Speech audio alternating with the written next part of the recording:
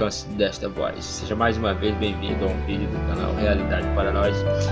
Eu estava ali analisando, pensando, né, de quão difícil é uma sociedade em que as provas são tidas por um fato indeterminado. É muito constrangedor, onde que as provas verídicas são tidas por questões ou são tidas como algo que não comprova, né? As provas são algo na cabeça, né, daquela sociedade. As provas não comprovam nada. Isso é muito triste, porque se instala um juízo extremamente torto, né? Um juízo fora da lei, um juízo fora da ética, porque as pessoas não compreendem mais as provas, não buscam compreender as provas. E então se instala, como eu acabei de dizer, um juízo abre uma grande porta para instalar um juízo torcendo para um lado, né? Um juízo que tem uma parte, ele não é imparcial. E isso acontece hoje com muita gente. Talvez você não está parando para analisar, mas acontece, isso é um fato. Porque eu não estou falando de um juiz ali da comarca, né? Um juiz, não. Eu estou falando do juízo de cada pessoa. Cada pessoa, o seu próprio juízo, o seu próprio sistema de análise, a sua maneira de analisar sobre a verdade. Os fatos que são fatos não são considerados. Eu estava olhando ali um camarada, né, dizendo, olha, lá tinha prova que Jesus tinha morrido, tinha ressuscitado, tinha provas, né, tinha provas. Aí o outro disse assim, eu não estou questionando se tinha prova ou não, eu estou questionando se essas provas eram confiáveis, se essas provas eram verdadeiras. Outra questão, tem outros que diz assim, nós não acreditamos em Deus porque ele não é comprovada a sua existência, entendeu?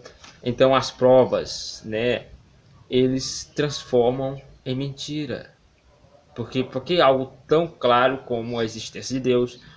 E tem outra massas que creem em Deus, concordam, né, que existe Deus, muitas vezes analisam no que Deus escreveu, o livro sagrado, mas porém desmancha as provas que o livro sagrado apresenta, né?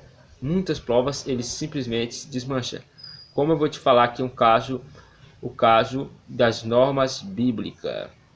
Vou te falar aqui um caso do sétimo dia da semana. Hoje existe o conceito de que o sétimo dia é parte da lei e a lei se cumpriu e Deus nos libertou. De fato, Deus nos libertou, mas Ele nos libertou para observar a lei. Ele nos libertou do subjugamento do pecado, né? Porque cada ser humano estava endividado com o pecado e ainda está num processo de libertação, ainda não foi totalmente libertado, né? Tá, porque está no tribunal, está sendo julgado uma vez por ano, passado, né? O juízo é feito, né? Enfim, o que acontece? Então, nós fomos libertados do pecado, mas para observar a lei. E a lei que se cumpriu, você tem que compreender isso. A lei que se cumpriu era a lei que apontava para o que aconteceu. E o que aconteceu foi a morte de Cristo Jesus, né? O que aconteceu foi a descida do Espírito Santo da primeira chuva, como está escrito em, se eu não me engano, parece que é em Joel, parece que é em Joel, se eu não me engano, da primeira chuva, que foi a descida do Espírito Santo sobre os discípulos no dia de Pentecoste. Isso sim se cumpriu. O asmo que se cumpriu, que é os 7 dias de asmo, algo que você precisa analisar também. E enfim, muitas coisas, né? Mas não se refere à lei de Deus, onde está escrito o sábado, onde está talhado o amor ao próximo, né? aonde está talhado que você, aonde, deixa eu ver, está talhado também sobre a própria festa de cabana. E essa lei da festa de cabana, ela é a lei cerimonial, né?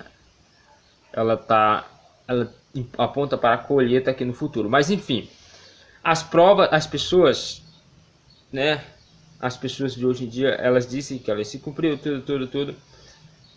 E quando apresentamos o texto bíblico, elas invertem a situação, invertem o texto. Porque a gente olhando ali para Hebreus, capítulo 10, versículo 27 e 28, muito claro, falando da lei. A lei é boa, santa, pura. A lei da liberdade é para ser obedecida. Por que a lei da liberdade? A lei da liberdade, ela te mantém liberto do pecado, né? Ela te mantém liberto. Deus liberta e ela te mantém liberta. Como o próprio Paulo fala que você não deve se manter, não usar a liberdade para a malícia, né? Porque Deus limpou o seu nome, é como se Deus limpasse o seu nome, já perdoasse os seus pecados, e você fosse levar isso para o mal, né? E ia tornar irremediável de novamente, porque você tornou sujar o que Jesus tinha limpado. Então por isso que devemos pegar a liberdade para o bem. E quando Paulo se refere à questão de que, quando Paulo se refere à questão lá, sobre que lá pelo menos, deixa eu ver aqui, parece que é em Gálatas, né, em Coríntios também, se eu não me engano, sobre que não subjugais a circuncisão, parece que é Gálatas 3, porque realmente a circuncisão é obra da carne, né? Era uma lei como um símbolo do batismo, né? A circuncisão do espírito, e realmente essa sim se cumpriu de fato, mas a outra parte da lei não se cumpriu. O que se cumpriu da lei é o que está escrito em Daniel capítulo 9 versículo 27, se eu não me engano. Mas enfim, o que é que eu quero trazer hoje aqui? É a questão de desmanchar, transformar uma prova em fatos indeterminados, né? Fatos que não indica nada, que não indica muita coisa, não é de relevância, grande relevância.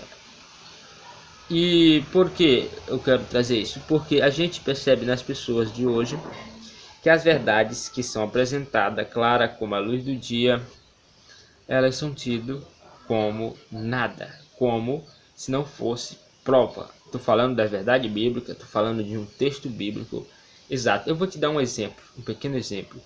No livro de Levítico, capítulo 27, no capítulo 19, versículo 27, está falando do preceito da barba e o preceito do corte do cabelo. A gente apresenta para as pessoas dizem, isso é cultura, isso já foi, já era, né? Isso é para o pessoal de Israel. A gente apresenta o caso do sábado, também a gente apresenta o caso, muitas outras doutrinas, né? Importantíssima para o ser humano, e eles dizem que era para os tempos antigos, né? Para os tempos antigos. Só dão essa afirmação. Mas já pensou se toda a questão bíblica se apresentada a gente dizer que é para os tempos antigos, só porque ela não condiz com a nossa ideia, com o nosso conceito? É constrangedor. É constrangedor, sinceramente. Não tem como. Daqui a pouco a gente vai dizer que a Bíblia era para os antigos, né? Aí nós vamos adotar uma nova Bíblia se fosse. Mas o que é constrangedor isso, é constrangedor, porque abre um caminho para uma perversidade imensa. Eu tenho certeza, e isso pelo que eu vejo dentro da própria Escritura, que a gente não pode ir além daquilo que já está talhado pela própria Escritura, viu? Isso é fundamental. Mas uma coisa que eu quero trazer aqui para você hoje, neste momento, é sobre a questão do Daniel, capítulo 12, versículo 1, né? É uma questão que a gente deve analisar todo dia. É para você que não está refletindo. Mas diga assim, ó. Primeiro versículo.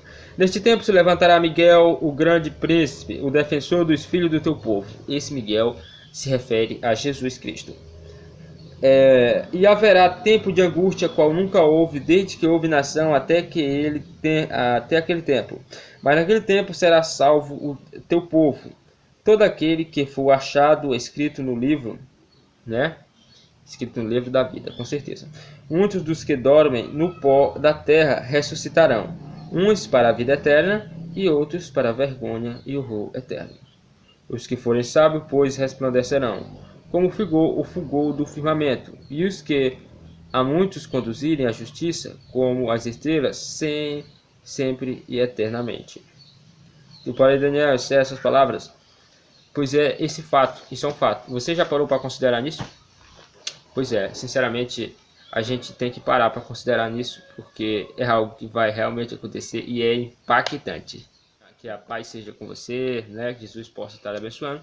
E quero que você me convidar para a gente para vir, né, assistir o nosso canal lá no YouTube, quer dizer, aqui no YouTube.